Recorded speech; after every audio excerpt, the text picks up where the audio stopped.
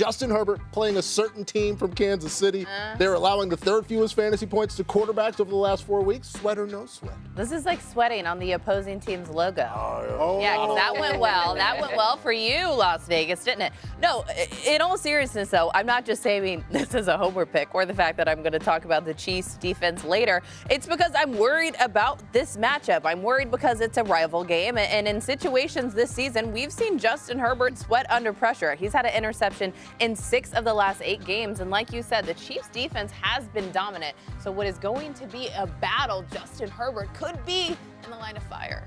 Up next, Rank, speaking of the Raiders, Derek Carr facing the Browns, allowing the second fewest points to quarterbacks over the past month. Sweat or no sweat? I'm sweating.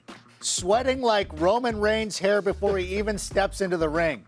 I mean, what is he? Did he take a shower? Extensive before he came warm-up. out? Like, what is he doing before the match? This is not a knock on Derek Carr or any stretch of the imagination, but it alludes to what you were talking about with this Browns defense. They've been very good against opposing quarterbacks. As a matter of fact, they have not allowed a 300-yard passer since week 5. So to me, this is just a tough matchup this time of year. I think the Raiders still have an opportunity. I mean, it wasn't too long ago. They went down to Dallas and won on Thanksgiving Day. I think they still have some time to turn it around, but Derek's going to need some help. Cynthia, Aaron Jones in Baltimore, who are allowing the fewest points to running backs in the last 4 weeks. Sweat or no sweat? In both Green Bay and in Baltimore, you need chapstick this time of year. And I am so dry, I need some of that chapstick. Why? Because I look at the matchup and I see that Baltimore's allowed 10 top 25 running backs this season. I see that Aaron Jones is getting 14.8 touches per game, which leads the team. And then I look at the Baltimore Ravens and they have a lot of their best players are somehow either on injured reserve or not playing or hurt or potentially not 100%. So to me, the most logical thing to do would be to use Aaron Jones, get that volume going nice and high so that you can just slide on into the next game because those Packers want that bye. I will slide on in to take Najee Harris against the Tennessee Titans, who allowed the second fewest fantasy points to running backs over the last month. And I am as dry as Los Angeles every other day this year, other than today, because it's Najee and the offense has been absolutely a tire fire.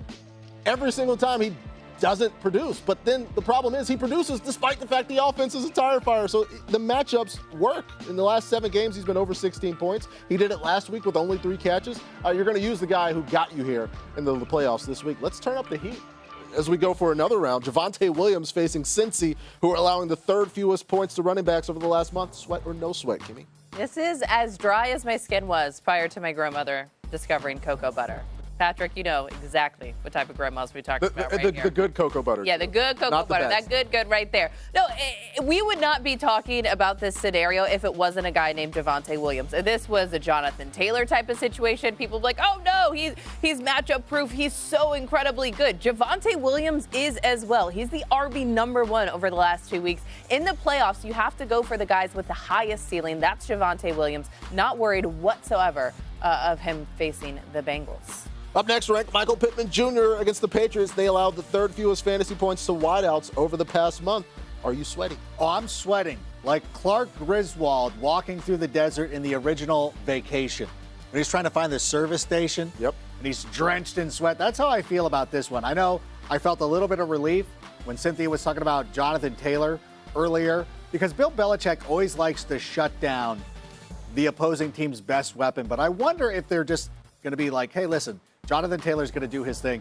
Let's shut down the guys like Michael Pittman and Carson Wentz and put them on the spot. So for me, I think you almost have to bench Michael Pittman this week. Oh, wow. All right, Cynthia, JaMarr Chase at Denver giving up the 7th fewest points to receivers. Are you sweating? So I'm sweating like a pop quiz in school.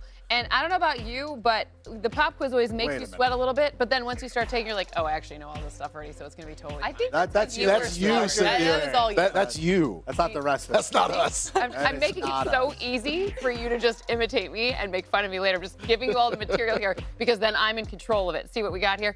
Look, I think JaMarr Chase showed us that he can now adjust to defenses picking up. This is a really, really good defense. And JaMarr Chase is also really good. So he had that little bit of a touchdown slump, but I think that might be over this week. I will end this with Kyle Pitts in San Francisco, allowing the second fewest points to tight ends over the past month. And I am sweaty like a prospector hustling to already inhabited land in 1849.